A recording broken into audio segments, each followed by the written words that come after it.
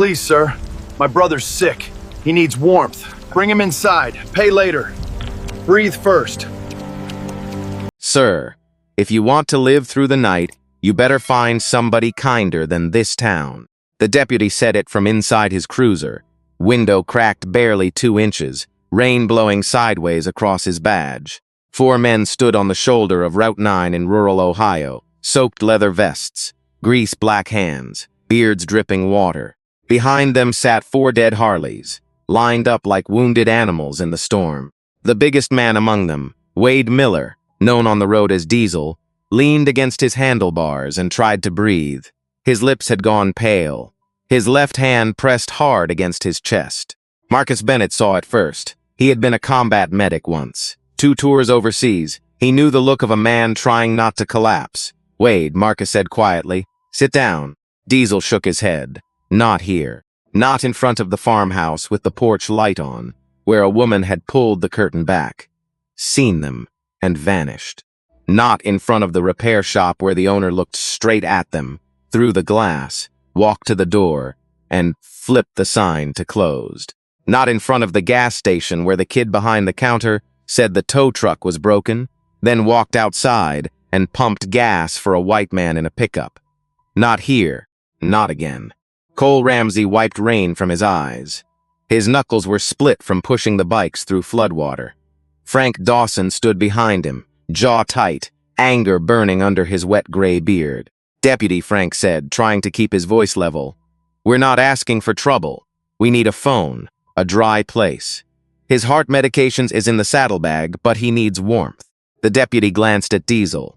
For 1 second, shame crossed his face, then fear beat it. "Boys," he said, "I ran your IDs. You're clean. But this stretch of town is not friendly to folks who look like you. Best advice I can give you is keep moving." Then he rolled up the window. The cruiser pulled away. Red taillights disappeared into the rain. For a moment, nobody spoke. Only the storm did. Water hammered the road. Wind snapped through the trees. Somewhere in the dark, a screen door slammed shut. Diesel coughed once, then again. This time, his knees bent. Marcus caught him before he hit the gravel. "Last try," Diesel rasped. "Then I'm done." Half a mile ahead, through sheets of rain, a yellow light glowed in a window. A sign swung hard in the wind. "Brooks Auto Repair, Ruth's Kitchen. It's established 1954. Inside the garage bay, Calvin Brooks stood beneath a flickering fluorescent light, listening to the storm beat against the roof his father had built with his own hands. He was 66 years old, with arthritis in both wrists, $43 in the cash box, and a bank notice on his desk that said Tuesday. Tuesday was when the bank would take everything. The garage, the little diner next door, the house behind it, the life he and Ruth had held together for more than 4 decades. Calvin saw the men before they reached the driveway. 4 bikers, big men, tattooed arms, leather cuts. The kind of men people in Blainboro whispered about before they ever learned their names. For one breath, Calvin did what most people do. He judged what he saw. Then the pantry door opened behind him. Ruth Brooks stepped into the breezeway, apron still tied at her waist, dish towel in her hand. She looked at the men. She looked at Diesel sagging between his brothers. She looked at her husband, Calvin, she said. He turned.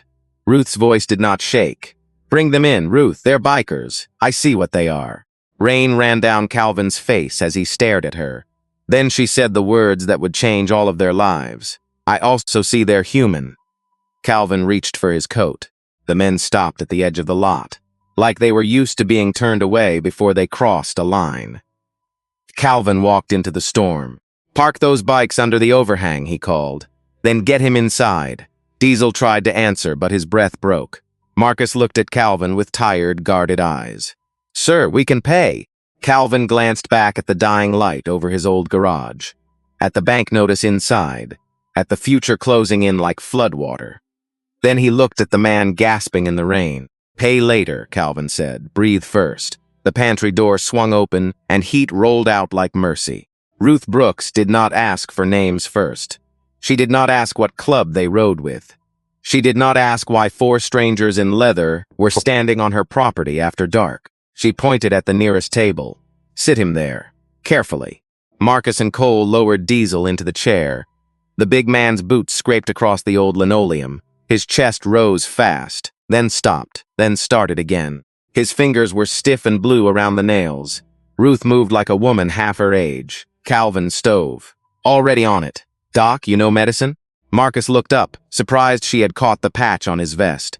Yes, Mom. Army medic, long time ago. Then stopped standing there like a wet coat and help me. For the first time all night, Frank almost smiled. Marcus didn't. He was watching Diesel's face. Wade, he said, kneeling beside him. Look at me. Stay with me. Diesel's eyes rolled toward him. He tried to joke. Nothing came out but a broken cough. Ruth took his cold hand between both of hers. Oh, baby, she whispered. You are colder than Riverstone. That word did something to him. Baby, not thug, not biker, not problem, baby. Diesel blinked hard and looked away. Calvin came in from the garage carrying the saddlebag. Rain dripped from his coat onto the floor. His hands were steady, but inside something was twisting. He knew what heart trouble looked like. His own son had died before an ambulance could get there. He dropped the bag on the counter. Medicine's in here. Marcus tore through it and found the bottle. He read the label under the yellow kitchen light. Beta blocker. He missed his evening dose. Ruth was already filling a glass of water. Outside, thunder cracked so close the windows jumped. Cole flinched. Then he looked embarrassed by it. Frank noticed and put one hand on his shoulder. Nobody said a word. That was how men like them carried fear. Quietly, badly, alone. Ruth placed the pill in Diesel's palm and guided the water to his mouth. Slow, she said. No pride in choking. Diesel swallowed. His throat worked hard. Thank you, he breathed. You thank me by breathing again in 10 minutes. Calvin stood near the doorway, watching all four men. Their vests were hanging heavy with rain. Their boots had left mud across the floor. Ruth scrubbed every night. Their faces looked older than they were. Not dangerous. Spent.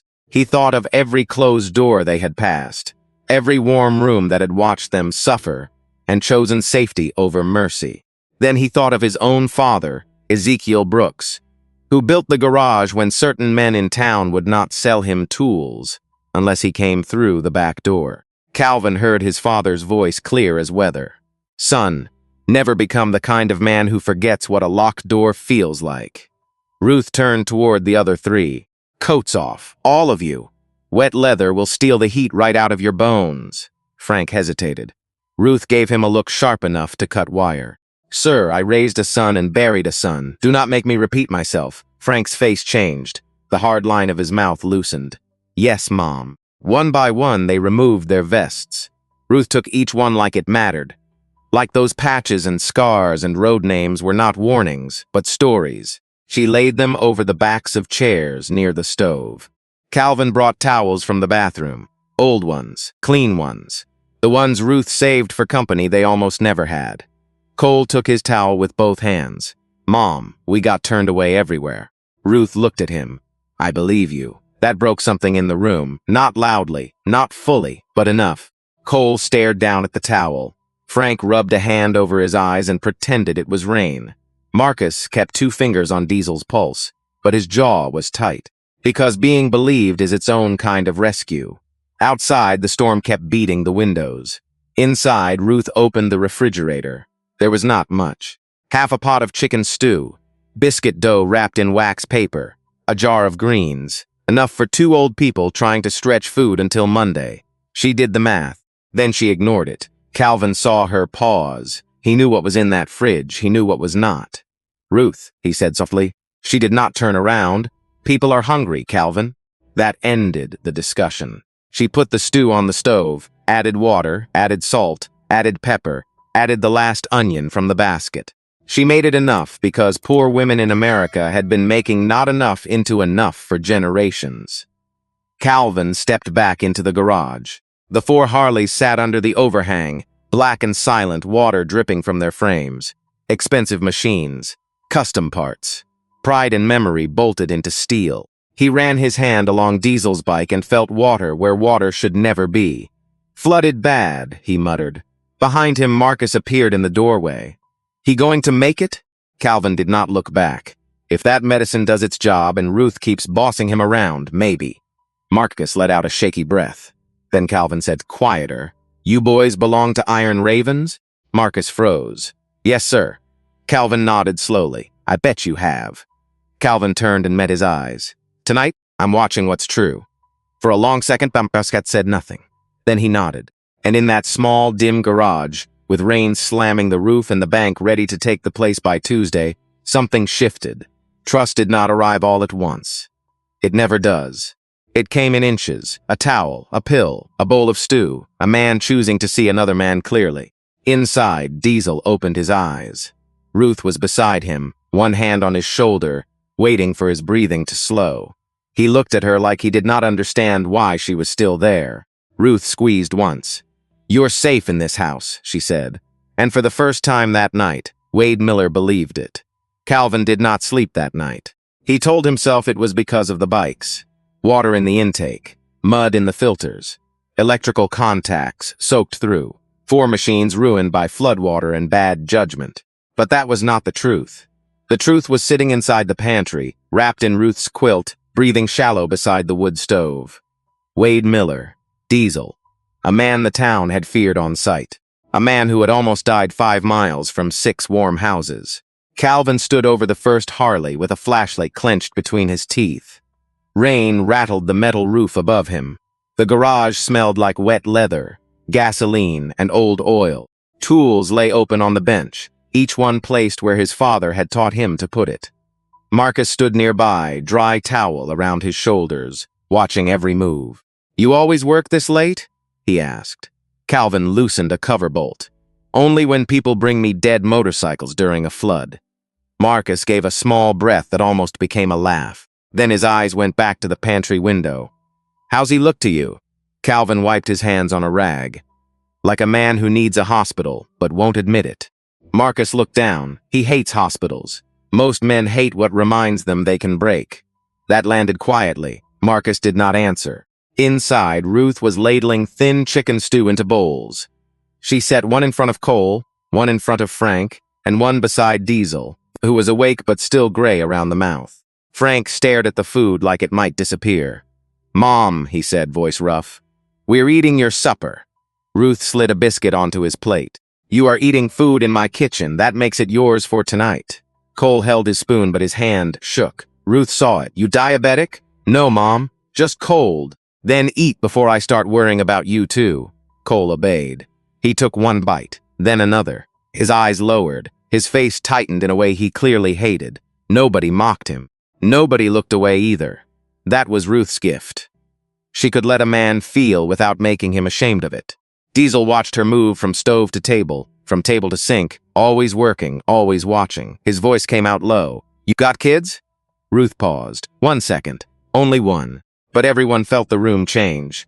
"We had a son," she said.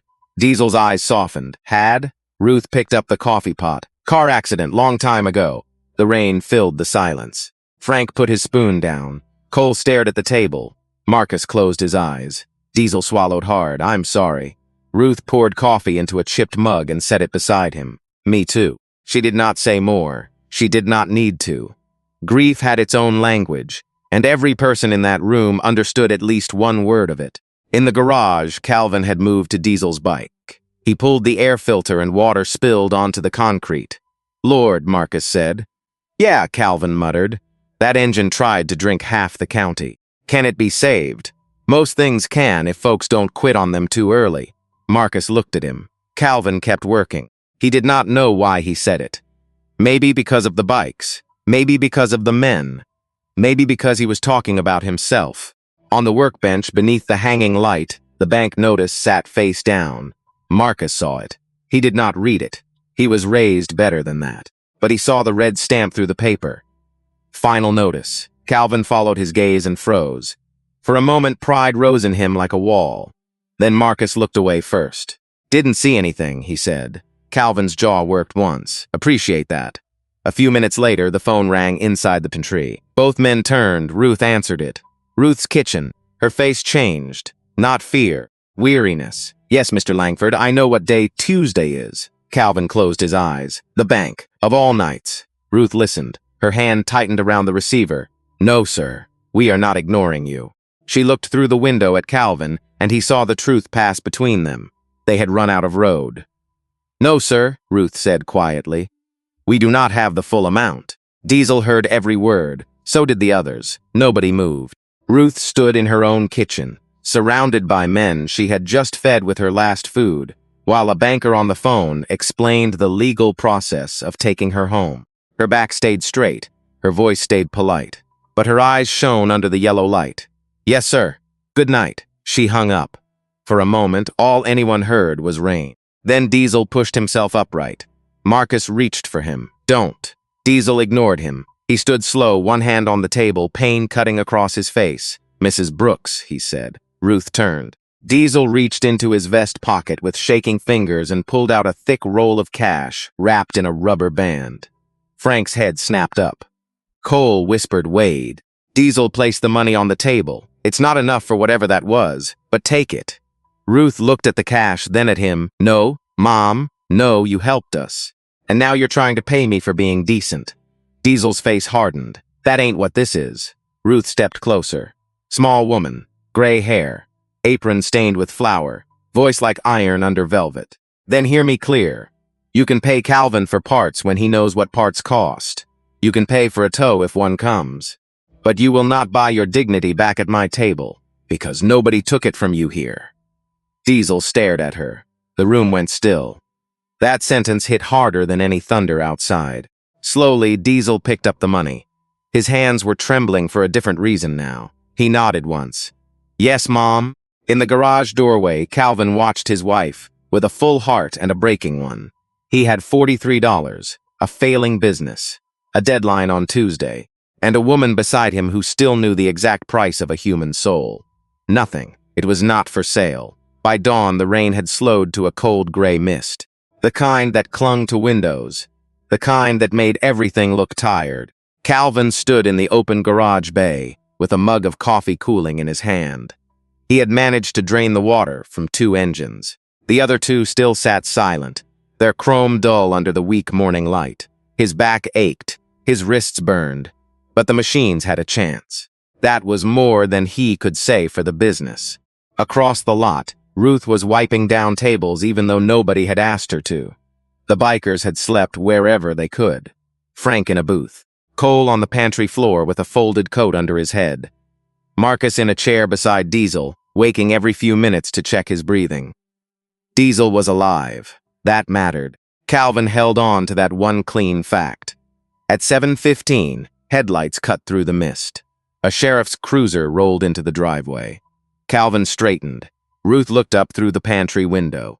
The cruiser stopped near the gas pumps that had not worked in 3 years. Deputy Harris stepped out, hat low, face stiff with the discomfort of a man returning to a place where he knew he had failed. Behind him came another vehicle, a black pickup, then a second, then a white SUV with the town seal on the door. Calvin felt his stomach drop. Frank came out first, boots heavy on the wet concrete. "You expecting trouble?" he asked. Calvin did not answer. Diesel appeared in the doorway behind him, blanket still over his shoulders. Marcus tried to hold him back. "Wade, sit down." Diesel ignored him. "I'm done sitting while other people decide what we are." Deputy Harris walked up with both hands visible. That was good. But his eyes kept moving over the vests, the bikes, the men. "Morning, Mr. Brooks." "Deputy." The town manager stepped out of the white SUV, Arthur Whitcomb, 62 years old. Smooth coat, clean shoes, a man who had never changed a tire in the rain and still spoke like he owned every road. He looked at the bikers, then at Calvin. "We received multiple calls." Ruth came out of the pantry, drying her hands on a towel. "About what, Arthur?" He gave her a thin smile. "Concerns. A motorcycle gang staying overnight. Possible health violations. Possible code issues. People are nervous." Ruth's eyes narrowed. People were not nervous enough to open a door last night. The deputy looked down. Arthur cleared his throat. "Mrs. Brooks, this is not personal. It never is when it happens to somebody else." Frank took one step forward. Marcus caught his sleeve. "Don't," he said under his breath. Calvin saw it all, the old pattern, the town naming fear as order, naming prejudice as safety, naming silence as law. Arthur opened a leather folder. "Mr. Brooks, Your garage license requires that vehicles on the property be actively serviced, not stored. Also, your diner permit does not allow overnight lodging. Calvin's hand tightened around his mug. They were freezing. That may be, but rules are rules. Diesel stared at Arthur. His face was pale, but his voice came out steady. You telling me she should have left us outside? Arthur did not look at him. I am saying this property has already been flagged for financial review. We do not need additional violations. That sentence landed hard. Calvin felt it hit Ruth before it hit him.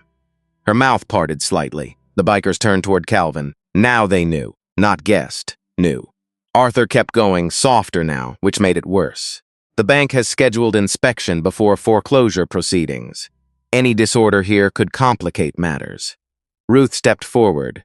You came here after a storm, not to check on people, but to help bury us faster? Arthur's smile disappeared. Careful, Ruth. Calvin moved then, not fast, not angry, but final. He stepped between his wife and the town manager. You will not talk to her like that on my property. Arthur's face hardened. This property may not be yours much longer. Silence cracked open. Even the mist seemed to hold still. Diesel lowered the blanket from his shoulders. Marcus whispered, Wade, but Diesel was already walking, slow, heavy. One hand against his ribs. He stopped beside Calvin and looked straight at Arthur Whitcomb. You know what I learned last night? Arthur said nothing. I learned this old man has more law in him than any man who hid behind one. I learned his wife understands public safety better than your whole office. And I learned this town will let a man die if his vest scares them. Deputy Harris swallowed. Arthur's jaw flexed. I don't know who you think you are. Diesel smiled. Not wide. Not warm, just enough. No, you don't. He reached into his pocket and pulled out his phone. His fingers shook, but he found the number. Calvin watched him, confused. Ruth watched closer. Diesel pressed call. The line rang once. A deep voice answered. Diesel spoke quietly. It's me's.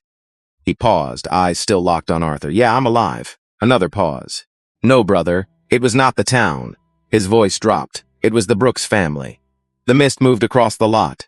Nobody breathed. Diesel looked at the garage. The cracked windows. The sagging roof. The bank notice sitting inside like a death sentence. Then he said the words that would travel across 4 states before noon. Bring everybody. For 3 seconds after Diesel said it, no one moved. Bring everybody. The words hung over the wet driveway like thunder that had not broken yet. Arthur Whitcomb looked from Diesel to Calvin, then to the silent men standing behind him. He tried to laugh. It came out dry. Is that supposed to frighten me? Diesel slipped the phone back into his pocket. No, sir.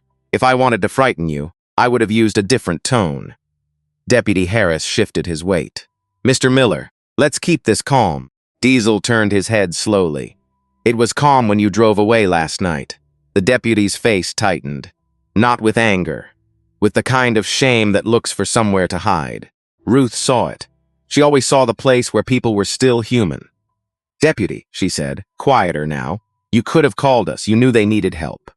Harris opened his mouth, closed it.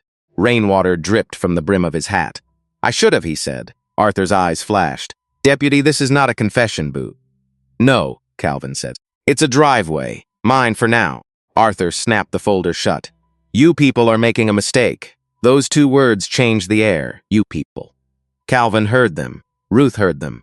Every biker heard them. Frank's hands curled into fists. Cole took 1 step, then stopped himself so hard his boots scraped concrete.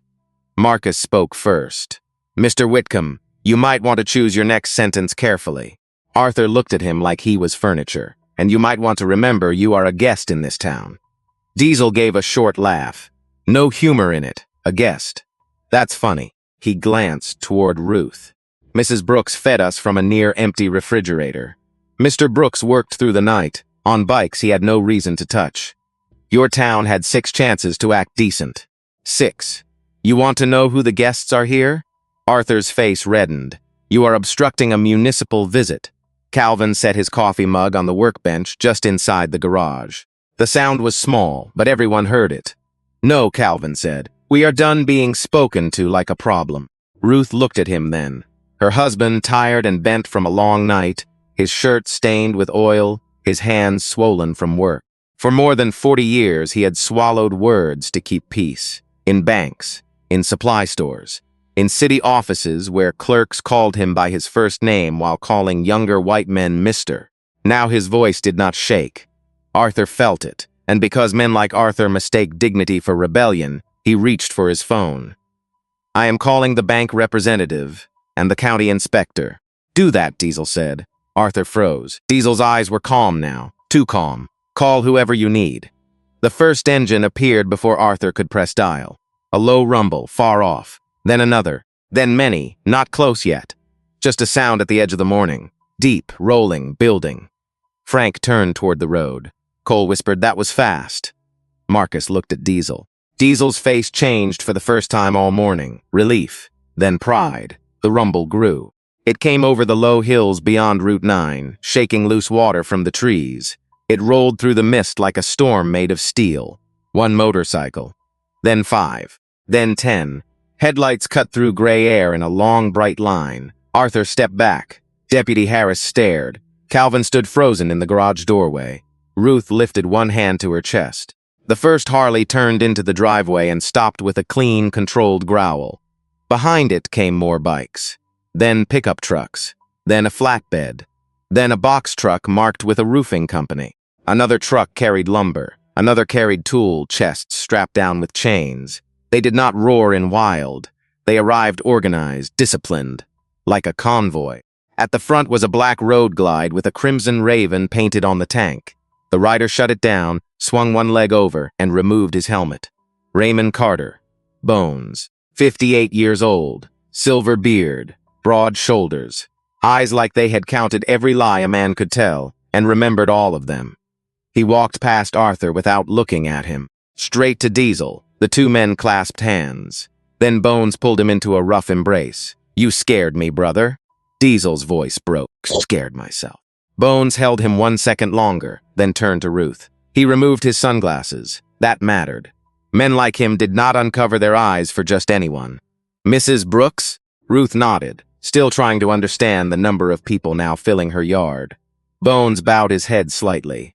"My name is Raymond Carter. Folks call me Bones. You saved one of ours." Ruth swallowed. "I gave a cold man soup. You gave my brother a morning. That stopped her." Her eyes filled, but she blinked the tears back. Bones turned to Calvin. "And you worked on our bikes while your own roof was leaking." Calvin said nothing. Bones glanced toward the garage, the cracked windows, the old sign, the bank notice visible through the open office door. Then he looked at Arthur Whitcomb for the first time. "Who's the man with the folder?" Arthur stiffened. "I am the town manager." Bones nodded once. "Good, then you can witness this properly." He lifted his hand. Truck doors opened. Men and women stepped out. Electricians, roofers, mechanics. A nurse, a contractor with rolled blueprints under one arm, a lawyer in jeans and work boots. Arthur's mouth went slack. Bones faced Calvin and Ruth. "Today, nobody takes this place." The driveway went silent. Then Bones said it again, lower, "Nobody." Bones did not raise his voice. He did not need to. The men and women behind him moved with quiet purpose, the way people move when they have already agreed on the work before they arrive. A roofer climbed down from the box truck and pointed at the sagging edge above the pantry. An electrician opened a metal case beside the garage wall. Two mechanics rolled out jacks and drain pans. Someone set orange cones near the road to keep traffic clear. Arthur Whitcomb stared at all of it. "This is private property," he said. Bones turned his head. "That is correct. You cannot just bring a construction crew here without permits." A woman stepped forward from behind the flatbed. She was in her early 50s, with gray streaks in her dark hair, a leather jacket over a white blouse, and reading glasses hanging from a chain around her neck. "My name is Patricia Hale," she said. "I am an attorney licensed in the state of Ohio." Arthur blinked. She opened a folder of her own. "Emergency stabilization work may be performed to prevent further structural damage after severe weather. Roof tarping, temporary electrical isolation, vehicle recovery, and hazard mitigation do not require advance municipal approval, provided permanent work is properly permitted afterward." Arthur's mouth tightened. Patricia handed him a card. "You are welcome to call my office. He looked at the card, then he looked again. Hale, Morrison, and Price. Cleveland. That name meant something. Not to Calvin, not to Ruth, but to Arthur it did. His fingers stiffened around the card. Calvin saw it, so did Bones. The reveal did not come with music. It came with paperwork. That was how power worked in America. Not always loud, not always fair. Often folded in a jacket pocket, waiting for the right moment. Deputy Harris cleared his throat. Mr. Whitcomb, maybe we should step aside and let them do the safety work. Arthur shot him a look. You are not in charge here. No, the deputy said, quieter. But I am responsible for public safety, and right now they look more organized than we do. For the first time, Arthur had no answer. Across the lot, Ruth stood near the pantry door, watching strangers treat her failing little property like it was worth saving. A young woman in work gloves asked where the breaker panel was. Ruth pointed, then pressed the dish towel to her mouth. Calvin saw her shoulders shake once.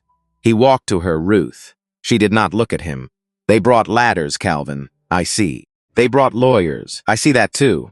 Her voice dropped. We gave them stew. Calvin stared across the yard at Diesel, who was now seated on an overturned crate, while Marcus checked blood pressure with a cuff from a medical bag. No, Calvin said. You gave them shelter. Ruth finally looked at him. And you gave them dignity. Before she could answer, a white sedan pulled into the driveway. Everyone turned. A woman stepped out in a navy coat, holding a tablet against her chest. Her hair was pinned tight. Her shoes were not made for mud. Calvin knew her. Ellen Marsh, loan officer. The bank. His stomach folded in on itself. Arthur saw her and straightened as if help had arrived. Ms. Marsh, he called. Good, you are here. Ellen walked slowly, eyes moving over the bikes, the trucks, the workers, the lawyer, the old garage, the old couple. Then she looked at Calvin. Mr. Brooks, Mom. I came because Mr. Whitcomb called and said there was a disturbance. Bones stepped forward, but Calvin lifted one hand. This one was his. No disturbance, Calvin said. Just people helping. Ellen's face softened for half a second. Then business returned. Mr. Brooks, you know where the loan stands. Yes, Mom. Tuesday is still Tuesday. Ruth closed her eyes. Maya, college, the house. Everything pressed in at once. Bones looked at Patricia. Patricia nodded slightly. Then Bones reached into the inside pocket of his vest and removed a sealed envelope. Plain white, no drama, no ribbon, just an envelope. He held it out to Ellen. She did not take it. What is this, a cashier's check? Arthur laughed once. For what, a few repairs? Bones looked at him. For the full delinquent balance, late fees, legal fees, and an additional escrow deposit for 3 months of payments. The yard went silent. Calvin did not move. Ruth's towel fell from her hand. Ellen took the envelope, opened it, and pulled out the check. Her eyes scanned the amount, then scanned it again. Her professional face cracked. This is substantial. It is valid, Patricia said. Drawn this morning from Carter Logistics Group. Arthur's head snapped toward Bones. Carter Logistics Group, a regional freight and equipment company with contracts across several states. Trucks on highways, warehouses near every major city. Millions moving quietly behind plain signs and locked gates. Bones saw Arthur understand. The biker he had dismissed was Raymond Carter, founder, majority owner, a man with more payroll than the town had residents. Bones did not smile. He looked at Calvin. I ride with Iron Ravens because those men are my brothers. I own Carter Logistics because freight paid better than fear. Calvin whispered, Why would you do this? Diesel answered from the crate, voice rough. Because you did it first. Ellen folded the check back into the envelope with careful hands. I will call the bank president personally, she said. The foreclosure action will be suspended pending processing. Ruth covered her mouth. Calvin stepped back like the ground had shifted. Arthur looked smaller now. Not because Bones had shouted. He had not. Because the lie had been exposed. The men he feared were organized. The people he looked down on had resources. The old couple he assumed was finished, had a community bigger than his office. Bones turned to the workers. Secure the roof. Dry the wiring. Save what can be saved. Then he looked at Calvin. If you allow it, sir, we would like to get to work. Calvin's eyes moved to his father's photograph inside the garage, then to Ruth.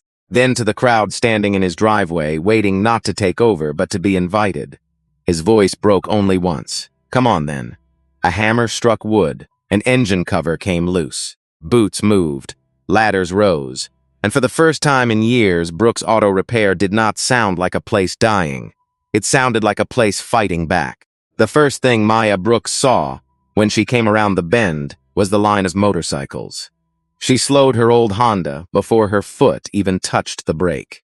There were bikes in the driveway, trucks near the garage, men on ladders, women carrying tool bags, a white sedan from the bank parked beside the broken gas pumps, and her grandfather standing in the middle of it all, looking like the world had struck him and then handed him back his breath. Maya pulled in fast. Too fast. Gravel snapped under the tires. She jumped out with her backpack still on one shoulder. Grandpa? Calvin turned. The moment he saw her, his face changed. The old mechanic disappeared. The tired man with swollen hands disappeared. What remained was just a grandfather trying to decide how much truth a young woman could carry before breakfast. Maya, he said. She looked from him to Ruth, then to the men in leather. What happened? Is somebody hurt? Ruth moved toward her. Baby, breathe first. That is not an answer. Maya's voice shook, but she did not step back. She had grown up around engines, storms, and grown folks whispering in kitchens. She knew when adults were hiding something. Diesel stood slowly from the crate. Marcus reached for him. Sit down, Wade. Diesel ignored him and touched 2 fingers to his forehead in a tired salute. Mom, nobody here means your family harm. Maya stared at him, then at the blanket over his shoulders, then at the bandage on Cole's hand, then at the mud on the pantry floor. You were the ones from the storm. Calvin nodded. They needed help. Maya looked at Ruth. And you let them in. Ruth lifted her chin. Of course I did. There was no pride in it, no performance. Just a simple answer from a woman who believed the door was not only wood and hinges, it was a test. Maya swallowed. Then her eyes moved to Ellen Marsh, the bank officer, holding an envelope against her tablet. What is she doing here? Calvin looked down. That was the question he had feared. Ruth reached for Maya's hand, but Maya stepped back. No. Tell me. The hammering on the roof slowed, then stopped. One by one, people looked over without meaning to. Calvin hated that. He hated that his shame had an audience. But he hated the lie more. The bank was going to take the property Tuesday. Maya's face went still, not shocked, wounded. All of it? Calvin nodded. The pantry, the house. Her lips parted, but no sound came out. Ruth said softly, We were going to tell you after your enrollment papers were settled. Maya turned to her. You were going to let me sign for college while you lost your home? Ruth's eyes filled. We were going to let you have a future. Maya laughed once. It broke halfway through. That is not fair. No, Calvin said. It is not. The yard went quiet in a way no storm could make. This was the private pain of working families. Not the kind that made headlines. The kind that sat in unopened envelopes. The kind that made grandparents choose between a roof and a child's dream. Bones watched Maya carefully. He had seen that look before. Smart young people who learned too early that opportunity often came with guilt attached. He stepped forward, slow enough not to startle her. Maya Brooks? She wiped her face fast. Yes, my name is Raymond Carter. I know who you are? No, but I know something about you. Maya's guard went up. Calvin moved slightly, protective. Bones saw it and stopped where he was. Your grandfather told Diesel last night that you built a working hydraulic gin model when you were 13. Maya glanced at Calvin. He looked embarrassed. I may have bragged, Bones continued. And Ruth said you got into engineering school. Maya's shoulders tightened. I got accepted. That does not mean I get to go. Ruth closed her eyes. Bones reached into his jacket and pulled out a second envelope. Maya looked at it like it might burn her. What is that? A scholarship commitment. 4 years, tuition, books, housing, paid through the Iron Ravens Trade and Engineering Fund. Maya shook her head immediately. No, Ruth whispered, baby. No, I cannot take that. You do not even know me. Diesel's voice came from behind them. Rough and steady, we know enough. Maya turned. He placed one hand over his chest. I have a daughter. She is 22. If I had died last night, she would have gotten a phone call, because people were scared of my vest. Your grandparents made sure that call did not happen. Maya's face changed. Diesel kept going. So do not think this is charity. It is not. It is a debt with honor attached. Maya looked at Calvin. Grandpa? Calvin could barely speak. I did not ask for this. I know I would never sell your future. I know, then Bones said, there is one condition. Maya looked back at him. The whole yard seemed to lean in. When you finish school, you help somebody who cannot pay you back. One person, one machine, one student, one family, whatever is in front of you. Maya stood there with tears on her cheeks, oil stains on her grandfather's shirt, Ruth's hand trembling near her own, and 60 strangers waiting in silence. At last, she nodded. I can do that. Bones handed her the envelope, not like a gift, like a key. And when Maya took it, Ruth finally broke. She pulled the girl into her arms and held on like the future had almost slipped away, but had been caught at the last second by hands no one in town had trusted. By noon, Brooks Auto Repair looked less like a rescue and more like a reckoning. The roofers had blue tarps stretched tight over the pantry side. The electrician had shut down the bad line that had been sparking behind the freezer for months. 2 mechanics had the flooded Harleys opened up, parts laid out in clean rows on oilcloth.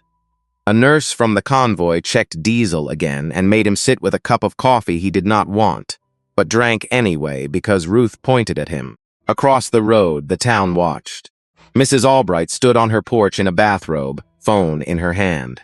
The farmer from the second house slowed his truck, saw the bikers, and kept driving. The kid from the gas station came by once, then turned around before anyone could wave. And near the closed repair shop down the road, its owner Howard Pike stood under his awning with both arms folded. Calvin saw him. Howard saw Calvin seeing him. Then Howard looked away. That small turn of the head said more than any apology would have. Ruth did not waste time watching cowards. She had coffee to pour. Her pantry was full now. Full of boots, jackets, wet gloves, sawdust, tool belts, and men who said, "Yes, Mom," like their mothers were listening from heaven. She moved through them with a pot in one hand and a towel over her shoulder. Eat something before you climb back on that ladder. Yes, Mom. You with the red cap, your hands are shaking. I'm fine. You are not fine. Sit. Yes, Mom. Maya helped behind the counter, still holding herself together by force. She poured coffee into chipped mugs and tried not to stare at the envelope lying beside the register. 4 years. Paid. A future that had arrived on motorcycles. She looked at Bones, who stood outside with Patricia Hale and Ellen Marsh, going over documents on the hood of a pickup. Nothing about him fit what she had been taught to expect. Leather vest, weathered face, voice like gravel. But the lawyer listened when he spoke. The banker took notes. Even Arthur Whitcomb stood at a distance now, quiet and pale. Power had changed shape in front of her. It was not wearing a suit. It was wearing road dust. Then the first news van arrived, a local station from Dayton. Then a second. Someone had posted a video from across the road. The headline was already spreading online. Bikers save black-owned family garage from foreclosure after town turns them away. Calvin hated it the second he heard it. He wiped his hands on a rag and stepped back into the garage. No, Maya followed him. Grandpa, no cameras. They are already here. I do not need strangers making a show out of your grandmother. Maya softened. She is not a show. Calvin turned toward the pantry window. Ruth was laughing at something Cole had said, one hand pressed to her chest. Face tired but bright under the warm light. She is the best person I know, he said. I know, and people will come here now with questions, with opinions, with pity. Maya stepped closer. Then tell them the truth before they tell it wrong. Calvin looked at her. She was 18, too young to carry debt, old enough to understand dignity. Outside, a reporter approached Bones with a microphone. Mr. Carter, can you tell us why your organization came here today? Bones looked past her, straight toward Calvin. This is not my story. The reporter turned. Calvin felt every eye find him. For a moment, he wanted to disappear into the office and close the door. He wanted his father's old walls around him. He wanted silence.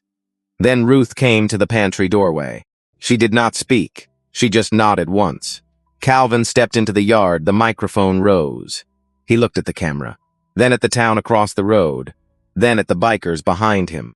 "My wife opened the door last night because a man was cold and sick," Calvin said. "That is all." The reporter waited. Calvin continued, voice low. "6 places closed their doors before they reached us. Some people were scared. Some people were cruel. Some people told themselves it was not their problem."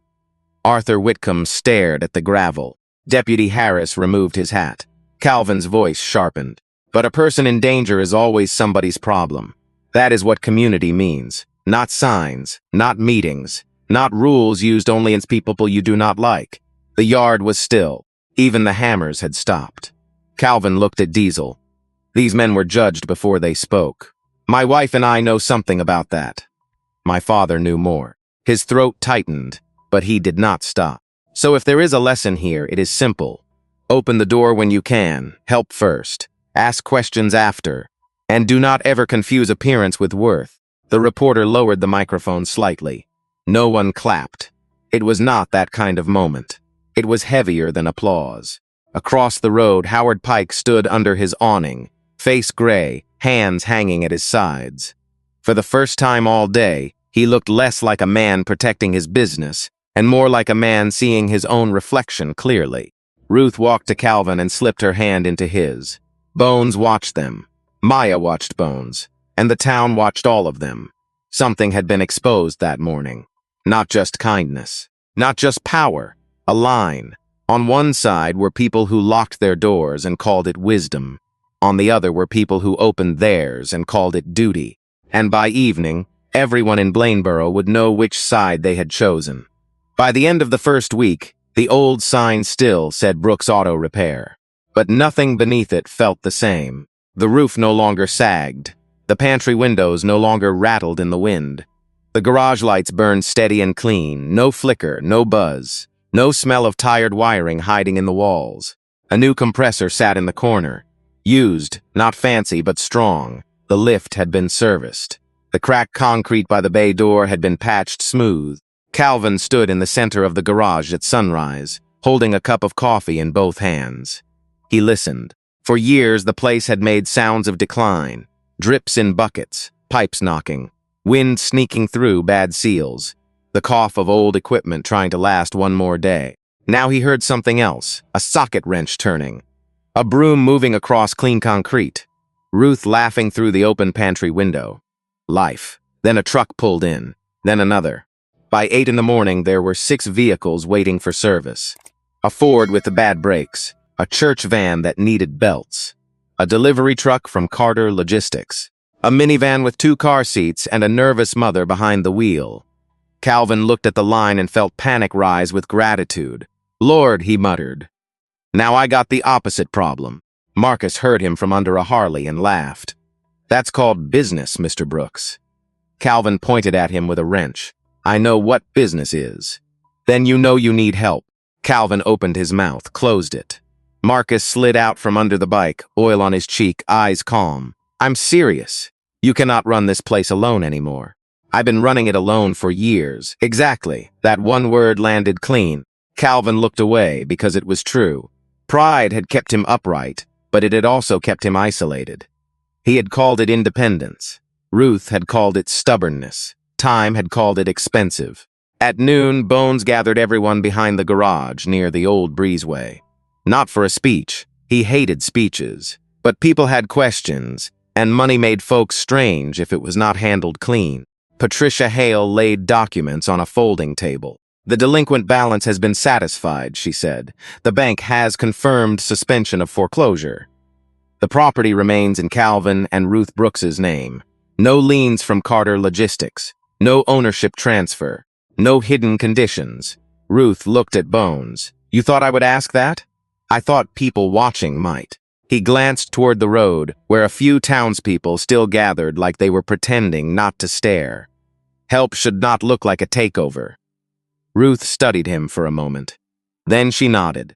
"That is a good sentence." Bones almost smiled. Maya stood beside Calvin holding a clipboard. She had started making lists. Parts needed, customers waiting, repairs promised. Her handwriting was sharp and fast. Cecil watched her work. "You always organize grown folks this way?"